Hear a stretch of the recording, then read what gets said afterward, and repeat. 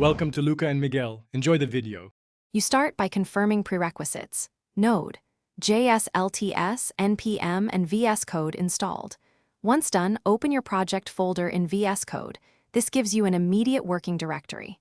Next, sign into the Firebase console and create a project. Make note of the project ID.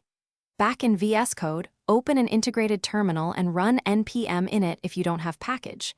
JSON, this sets up dependency management. Make sure to enable Git if you want version control. You install the Firebase CLI globally so commands are available anywhere. Run npm install g Firebase tools. Once installed, authenticate by running Firebase login. This opens a browser and links your Google account. Grant permission. After authentication, run Firebase init in your project directory.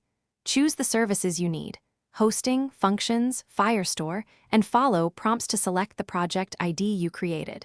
When configuring functions, pick JavaScript or TypeScript and installed. You finish by deploying and testing. First, run Firebase emulators. Start to test locally. This mirrors Firestore, auth, and functions so you can iterate safely. When satisfied, run Firebase deploy to publish hosting and functions to your project ID. If deployment or emulators fail, check Firebase debug. Log in your project root for specific errors, then try Firebase logout and Firebase login to refresh credentials.